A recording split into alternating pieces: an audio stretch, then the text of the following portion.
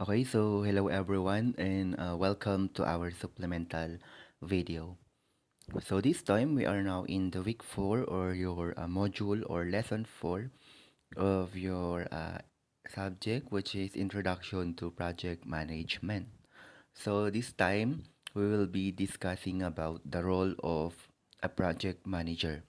So you will be able to, after the lesson, you will be able to define project management or project management job description, and also you will be also identify suggested skills for project managers, explain the importance of people and leadership skills, and apply ethics in project management. But before we formally or before I start my discussion, may I just remind, especially those students who are not yet submitted their requirements, to please submit your requirements na, kasi nga mahirap yung matambakan tayo. Mas mahirap yun pag natambakan kayo ng mga madaming requirements. So sana on time, and always remember that I am giving extra points for those student who will submit the requirements earlier dun sa deadline date niya. Okay? So yan. And another thing is every time sana na you listen or you watch our supplemental video, is dapat hawak-hawak ninyo yung mga printed module na meron sa inyo, para sa ganun, that would serve as your guide while listening or watching your supplemental video. And for those student pala na hindi pa na-add dun sa GC natin, please i-PM nyo ako or i-chat nyo ako personally, para sa ganun ay ma-add ko kayo dun sa GC natin. Kasi importante na member kayo dun sa GC natin, kasi dun ko sinesend lahat ng mga announcement, and even yung link kung saan ayun yung magiging access nyo dun sa YouTube channel namin. Kasi yung YouTube channel namin, andun lahat, uploaded lahat yung mga recorded supplemental videos. Okay? So yan. And then, sana if you have time or pag di kayo busy, is panoorin nyo yung mga supplemental videos na ina-upload namin or sinesend namin sa inyo, because it really helps you a lot guys, para to understand the printed module or the lesson better. So pag may time kayo, panoorin ninyo, kasi makakatulong yun. Kasi alam naman natin na mahirap pagka binabasa nyo lang yung printed module na hindi na-explain sa inyo. Kaya tulungan natin yung mga sarili natin para maintindihan natin yung lesson, is panoorin natin sana yung mga supplemental video. Okay? So yan. So sana mapanood nyo, at sana napanood nyo yung mga na-upload na mga supplemental video. Okay? So yan. So so let's proceed to our discussion. Okay, so again, ang topic natin ngayon is about yung role ng isang project manager, okay? So, yan. We have already discussed dun sa mga previous lesson natin about managers, or ano yung napahapyaw ko na explain ko ano yung role ng project managers. Okay, so as I discussed, dun sa mga previous lesson natin, yung project managers must work closely with the other stakeholders on a project, especially the sponsor and yung mga project team. Okay, so kasi nga they are also more effective if they are familiar with the 9 project management knowledge areas and the various tools and techniques which is related doon sa my project management. So experienced project managers is tinutulungan niya, or it helps a project succeed, 'di ba? So pag madami kang experience sa mga project, or yung pag-manage ng mga project, is meron ding assurance na yung magiging output ng projects mo will or your project will succeed. Okay? But what do project managers do exactly, or what skills do they really need para dun sa magandang job, or do a good job, or para makagawa ng successful na project. Sa tingin niyo, ano kaya yung yung talagang kailangan na skills para sa isang project managers. So yun. So next, later on, madi-discuss din natin mamaya, okay?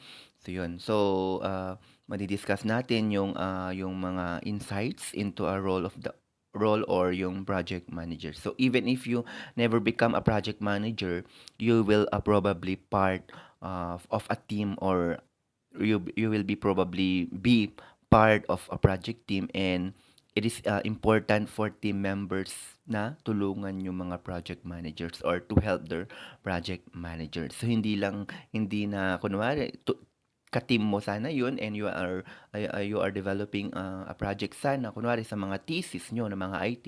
'Di ba meron yung kunwari meron yung na-assign sana na team leader ninyo, 'di ba? So hindi pwedeng asahan nyo na lang yung andyan naman si project manager natin, or andyan naman yung team leader natin. So hindi po pwede 'yun. Okay? So kaya nga team you work as a team, kaya para magtulungan kayo. So si team leader lang is hindi naman na iasa nyo na lang sa kanya lahat. So ang mangyayari diyan is you will also give your idea kung ano yung gagawin, tapos i-guide lang kayo ni team leader. Kaya nga may team leader kasi siya yung magle-lead ng group or mag-guide dun sa grupo. Pero hindi ibig sabihin nun na siya na lahat yung gagawa. Okay? So yan. So yung project manager job description. So kung napapansin nyo yan. So ano nga ba? So yung project manager can have many different job descriptions.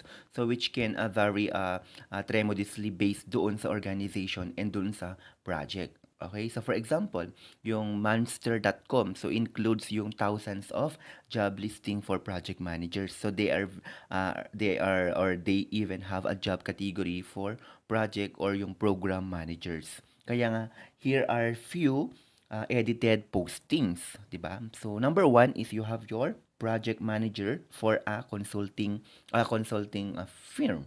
So yan. So dito is you have yung plans, yung plans, plano, schedules and control yung activities para ma-fulfill yung identified objectives, applying dun sa technical, yun sa mga theoretical and managerial skills to satisfy yung project requirements.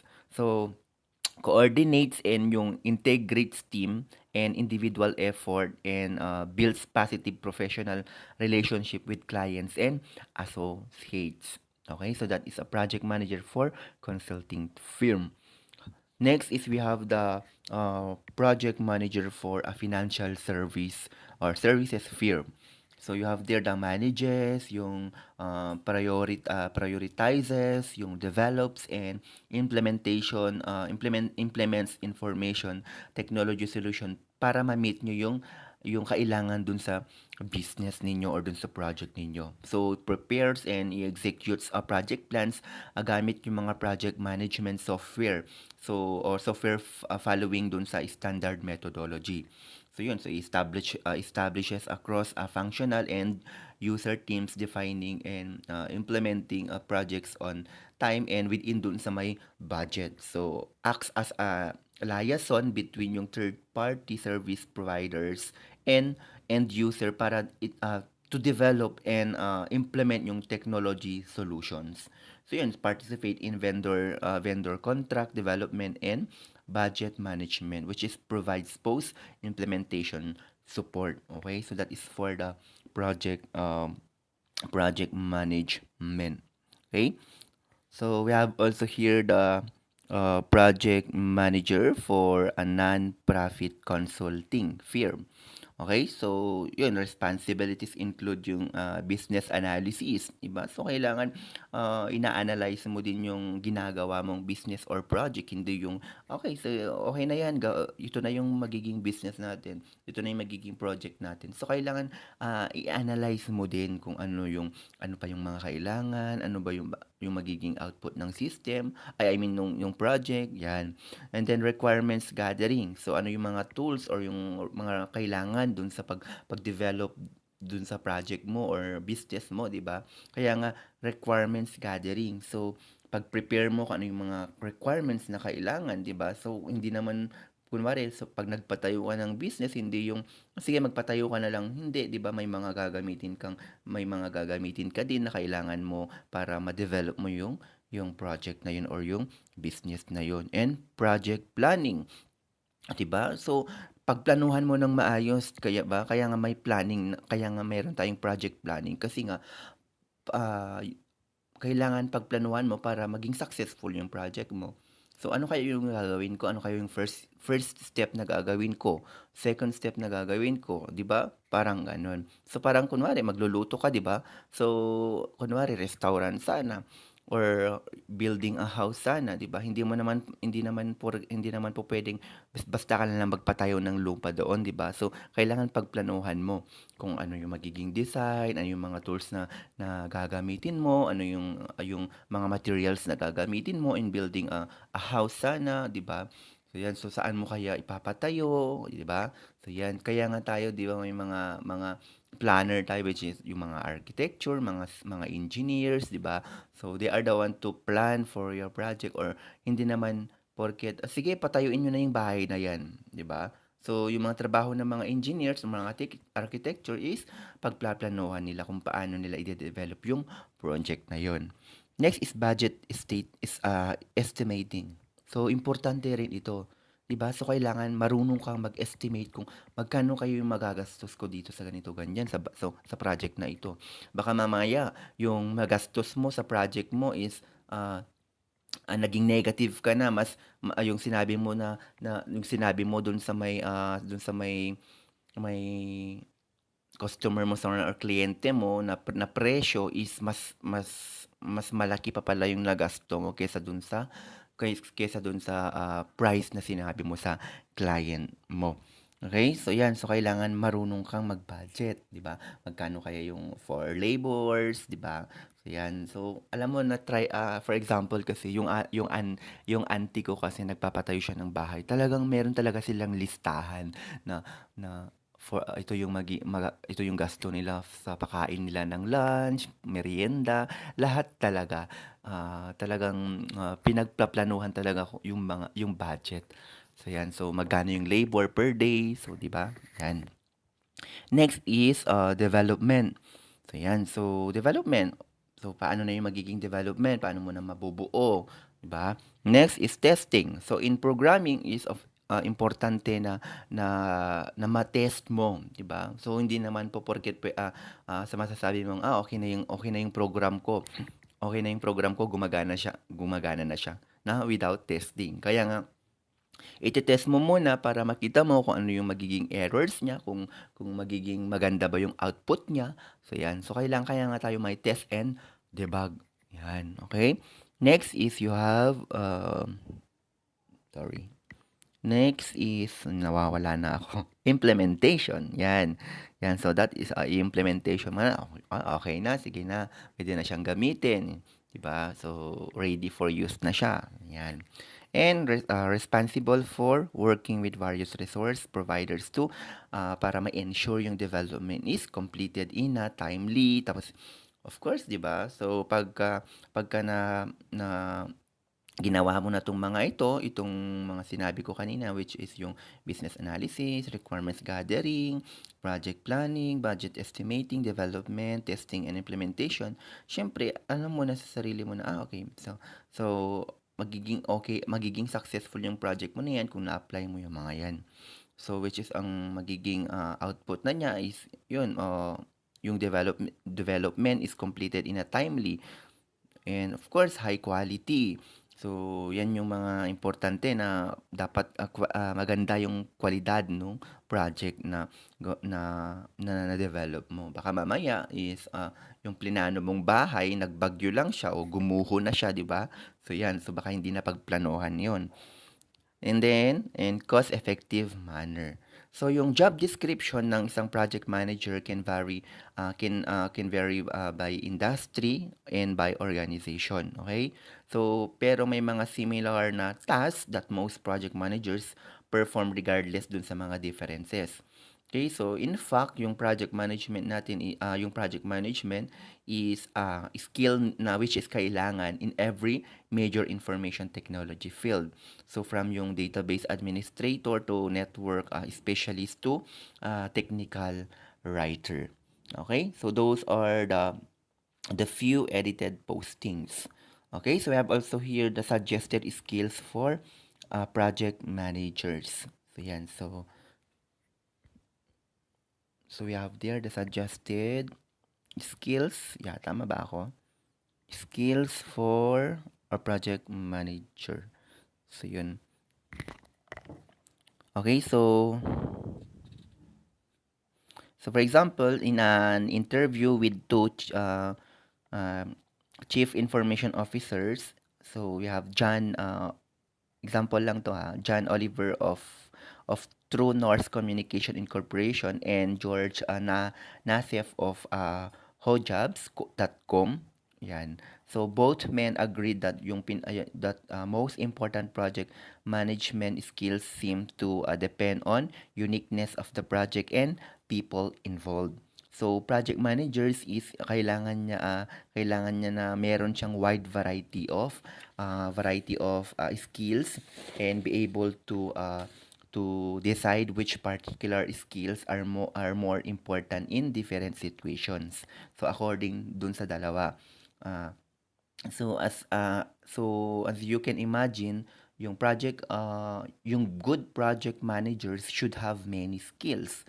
So tama din naman, 'di ba? So kagaya nga ng sinasabi ni kaya nga 'di ba, isa sa mga tinatanong nila sa iyo is ano yung mga skills mo, ganito ganyan pag may job interview, 'di ba? So yung computer literate, magaling ako sa ganito ganyan, o magaling ako mag-tumbling, ganun ba? So yan. So which is dapat yung skills mo naman is dapat in line doon sa ina-applyan mong trabaho na kunwari magaling kang kunwari computer programmer yung computer programming yung ina-applyan mo tapos ilalagay mo sa skills mo is magaling kang mag-tumbling, magaling kang mag-basketball. Anong kinalaman nun, 'di ba? So yan. So as a guide dun sa may project management body knowledge or yung PMB book or PMBOK, yan, guides recommends that the project management teams understand and uses expertise in the following areas. So number one is you have the project management body of knowledge. So project management body of knowledge. And next is application area knowledge, standards and regulations. And next is you have project environment knowledge. Another thing is general management knowledge and skills. And last is you have soft skills or human relations skills. So yung mga managers should also possess yung general management knowledge at saka yung skills. So kailangan they should understand yung important topics which is related doon sa may financial management, and you have accounting, yan, mga procurement, sa sales, even sa mga marketing, yan, marketing, tapos mga contracts, mga manufacturing, yung distribution, logistics. So the supply chain strategic planning, you have the tactical planning which is na-discuss natin nung last meeting.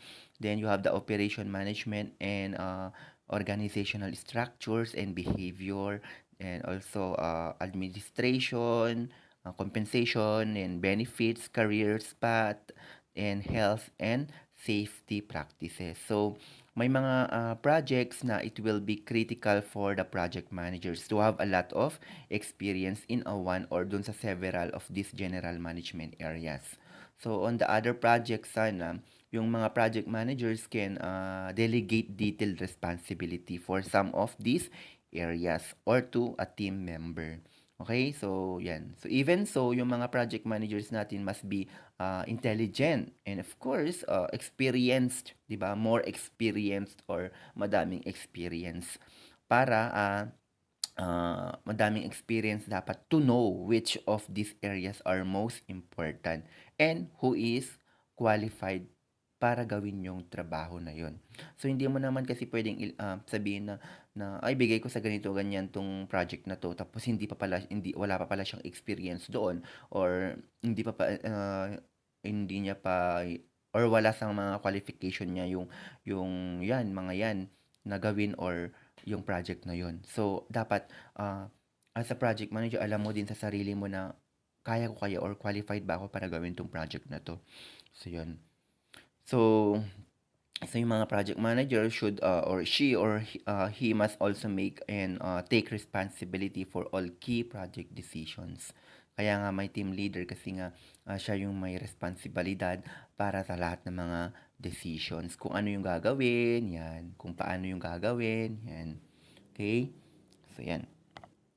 So that is for the uh, project managers, especially sa mga uh, general management, or those are the several general management areas. Okay?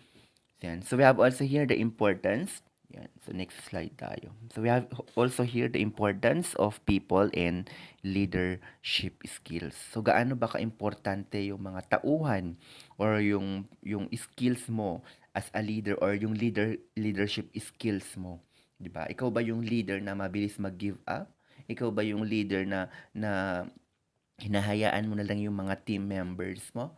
So yun. So gaano kaya kaimportante yung mga tauhan mo or teammates or teammates o teammates o ano ito, sports lang, mga team members mo, 'di ba? So yan.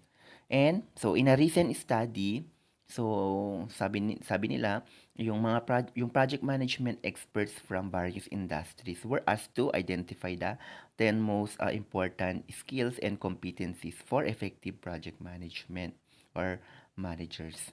So yung respondents were also asked that what skills and competence were most important in various project situations.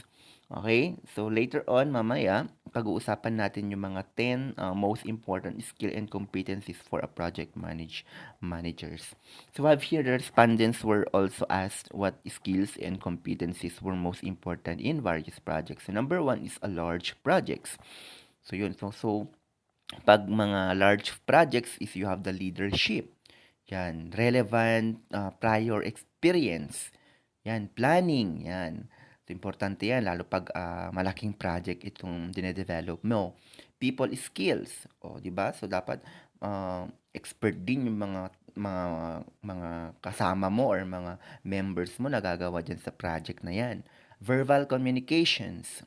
Tama ba? Yeah, verbal communications. Importante din yan. Mamaya hindi ka nagkaintindihan. May pumapapalpak pa yung project na yan. And team building skills were most important. Di ba? So, teamwork, yun, importante. Next is you have your high uncertainty projects. So, you have risk management, expectations management, leadership, yan, importante. Lagi ito, sa lahat naman ng mga project na din-develop, dapat meron talaga ang leadership. Tapos people skills, same with the large project kanina na una. And planning skills were most important. So, yung planning skills dito sa may high uncertainty project is ito yung ito yung pinaka most important. Doon sa large project naman, isa sa pinaka-importante doon is yung team building skills. Next is you have the very novel projects. Leadership, yan, meron na naman ulit dyan. Yung people's skills din, and then having vision and goals. Diba? So, yan. And then self-confidence, expectations management, and listening skills were most important. Diba? Very novel project. So, syempre, listening skills dapat importante, diba? Okay, so kung nano-notice nyo that we have only few additional skills and competencies not cited doon sa top list natin dyan sa table dyan kung nakikita nyo. So, were mentioned when people thought about the context of or a project. So, to be most effective, yung managers requires a changing mix of skills and competencies depending doon sa project which is being delivered. Okay? So, yan. So, yan. So, also kung na-notice nyo din na yung general ini-emphasize niya yung people and leadership skills diyan. As mentioned kanina na lahat ng project managers, especially those working on a technical project, is kailangan nilang i-demonstrate yung leadership and management skills. So yung leadership and management are terms often which is used interchangeably although there are differences. So generally, yung leader is nagka-focus siya dun sa long-term goals and yung big picture objectives while inspiring people to react those goals. So yung managers is often deals with the day-to-day details or yung meeting specific goals. So yan. So some people says na mga project yung mga managers do things right and leaders do the right things, 'di ba? So leader determine the vision and managers achieve the vision. So you lead people and manage things. So yun, 'di ba? So which is tama nga din naman. Okay, so we have here the 10 most important skills and competencies for project managers. So first is people skills. So yan. So dapat marunong ka dapat na kumilatis or marunong ka dapat na alamin kung ano yung mga skills ng bawat tao or dapat bawat member na na sa grupo mo or kung saan sila magaling. Yan. So hindi mo naman kasi pwedeng i-assign na ikaw Juan dito ka sa may technical area. Which is wala namang ka-knowledge si Juan kasi mas magaling siya dun sa kunwari sa documents sana, 'di ba? So hindi mo pwedeng idalhin yung isang tao or isang member doon kung yung skills niya ay hindi pasok dun sa pinapagawa mong trabaho. Okay? So dapat alam mo yung bawat skills ng mga members diyan sa grupo mo. Okay? So yan, next is you have the leaderships or leadership, 'di ba? So importante din yun yung kung how will you going to lead the group. So dapat as a leader is yun panindigan mo na or responsibility mo na you lead the group and ikaw ang how do you call that one uh, lahat ng mga pero hindi ko sinasabing as a leader is pwede mo nang utos-utusan yung mga kasama mo, tapos magiging bossy ka na lang, hindi, 'di ba? So as a leader, you will in charge or you will be the one to lead the group or maging responsible sa lahat ng mga tasks, 'di ba? Sa mga kagagrupo mo. Okay, sorry. Okay, so next is we have the listening. So yan, listening, importante din yan.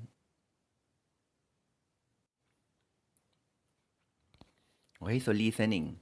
So, marunong ka dapat na as a leader or project manager, marunong ka dapat na mag-consider ng idea ng mga kasama mo. Hindi yung ikaw na lang laging nasusunod, hindi naman lahat alam mo, malay mo may mas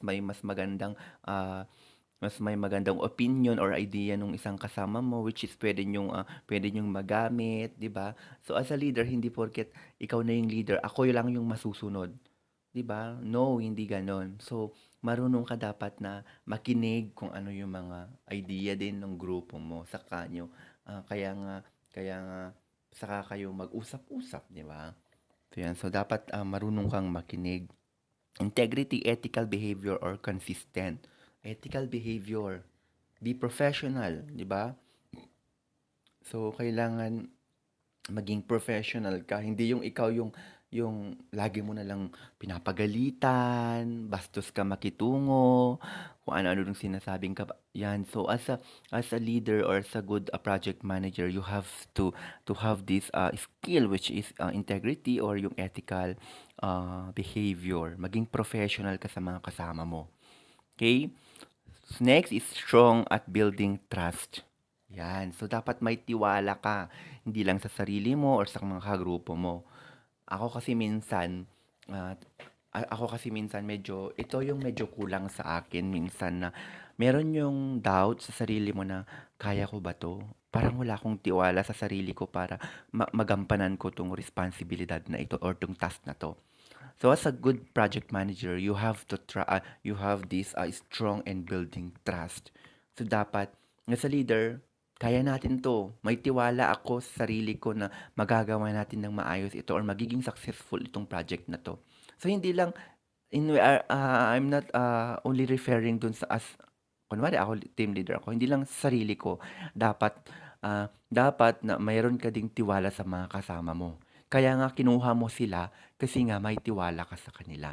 Okay? So ikaw isa sa leader is, i-guide mo siya na i-guide mo siya tapos paniwalaan mo na, "Oh, kaya kaya mo 'yan, kaya ko binigay yung task na 'yan kasi I believe in you or I trust you." 'Di ba? So 'yan. So hindi dapat na na na sabihin mo na, "Ay hindi ko bibigay yung trabaho sa kanya kasi wala akong tiwala sa kanya, baka hindi niya matapos." No. So kailangan may trust ka or tiwala ka sa mga katrabaho mo, okay? So 'yan. So next is you have, verbal communication. So 'yan importante sa isang team na maayos yung, communications ninyo. O 'yan, so dapat walang, kung ano-anong barriers sa communications ninyo. So maganda yung verbal communication, importante din 'yan, okay? Next is you have, strong in building teams, conflict resolution or conflict management. So kung may mga hindi kayo pagkakaintindihan, is ayusin niyo ng maayos, 'di ba? Hindi yung kailangan magbugbugan kayo, magpatayan kayo, no. Be a professional. So kung kailangan pag-usapan niyo ng maayos. Kasi ang pangit dun sa isang grupo na na yung isa may galit sa isa, tapos yung isa may galit sa ganito, 'di ba? So hindi. So kailangan yun yung iniiwasan natin, kaya nga conflict resolution. So kung nagkaroon ng problema dun sa grupo ninyo, as a team leader is ikaw yung, pag-usapan niyo, ayan. So ikaw yung may responsibilidad na na pag-usapan or kung ano man yung problema is gawan ng solution. Okay? So yan, next is you have critical thinking and problem solving. So yan, so dapat as a team leader is marunong ka sanang, marunong kang, marunong kang mag-solve ng kung ano kung kunwari, ah, may problema dun sa project na dine-develop mo, as a team leader, isa sa mga skills mo is yung project solving. How will you going to solve that specific problem? Ba, ano kayo magiging strategy mo? Ano yung magiging plano mo para ma-solve yung problema na yan? Okay? So, next is understands and balances priorities. So, yan. So, kailangan balance yung priority mo. Alam mong mag-time management. Yan. 'Di ba? So, kunwari, kung may asawa ka or pamilyado kang tao, is alam mong balance kung ano yung priority mo. Hindi yung, okay, sige, bahala na kayo diyan na gawin 'yan kasi may priority ay meron akong pamilya kaya bahala na kayo diyan. 'Yan yung sasabihin mo sa kagrupo mo. Hindi, 'di ba? So, as a team leader, you have to balance your priorities or marunong kang, mag-manage ng time mo. Okay? So, 'yan. So however, yung mga project managers often take on the role of the boss, leader, and manager. So, yung mga good project managers natin is alam niya na people make or break projects. So, they must set a good example to their to lead their teams to success. So, they are aware of the greater needs of their stakeholders and organization. So they are visionary in guiding their current projects and in suggesting future ones. Okay? So yan. So those are the 10 most important skills and competencies for project managers. Okay? So yan.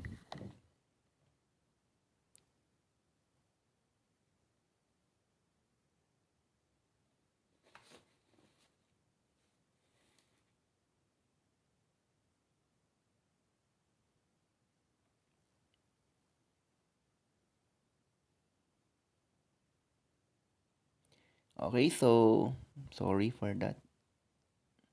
Okay, so next is we have the ethics in project management. So when we say ethics, ano bang ethics? Yan, involves with behavior, doing bad or doing good or right. Yan, 'di ba?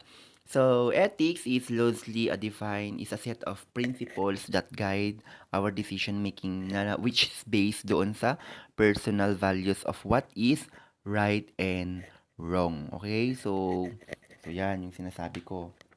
So making ethical decision is an important part of our personal, not only for our personal but in professional lives because it generates yung trust and respeto mo sa ibang tao. Okay? So yung mga project managers often face ethical dilemmas. So for example, yung mga several projects involve different payments method, di ba? So if a project manager can make more money by doing how do you call that one, a job poorly, should he or she do the job poorly? So, ganun na lang ba yun? So, no. If a project manager is personally opposed to the development of nuclear weapons, so should he or she refuse to manage a project that helps produce them? So, yes. So, ethics guide us in making these types of decision. Ayan. So, as a practitioners in global project management community, so or we have here the few excerpts from this document include the following. So, first is you have to make a decisions and take action based on sa best interest of society, public safety, and environment. So, yun. So, pag gumagawa ka ng decision is siguraduhin mo na yun siguro hindi maapektuhan yung public dapat i-consider mo yung public safety and yung environment. Hindi yung makakasira ka ng environment or society. So yan. So we accept only those assignments that are consistent with our background, experience, skills, and qualification. Next is we fulfill the commitment that we undertake. We do what we say we will do. Next is we inform ourselves about norms and customs of others, and of course avoid engaging in behavior they might consider disrespectful. Okay? So yun yung mga iniwasan. Next is we listen to others' point of view, seeking to understand them. So gaya nga sinasabi ko is kailangan pakinggan mo din yung idea ng mga kasama mo or intindihin mo or for the sake or seeking to understand them. Next is demonstrate transparency in our decision making process. So kailangan maging fair ka. Okay? So i-consider mo yung baka yung decision mo is baka mamaya is may makasakit ka pa ng loob ng ibang tao. So if you will going to decide or mag-decision ka is kailangan i-consider mo rin yung ibang tao sa decision mo. So we constantly re-examine our impartiality and objectivity. Next is we earnestly seek to understand the truth. And lastly, we are truthful in our communication, in our conduct. Okay? So those are the 10 how do you call that? Those are the how do you call it one? The things that we have to bear in mind when it comes to ethics in project management. Okay? So that is for our discussion for today's topic.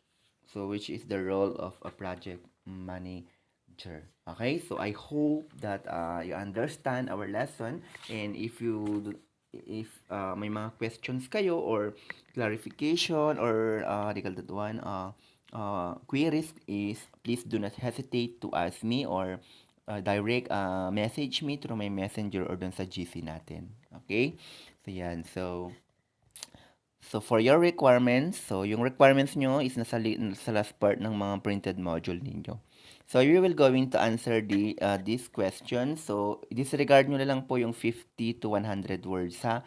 So gawin nyo na lang is 5 to 10 sentences. Okay? So for your requirements for activity 1, so 50 points lahat ito. So 10 points each question.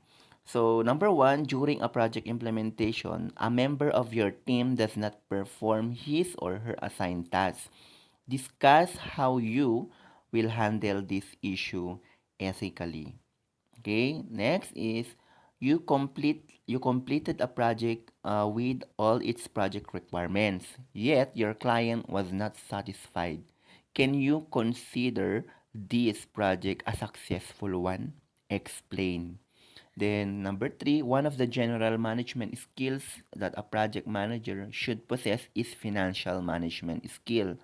Why is it why is it an important skill that a project manager should possess? And for number 4, you are going halfway through a project or major project, and you've realized you made a mistake that requires a rework from the beginning. How will you handle the situation without compromising the deadline?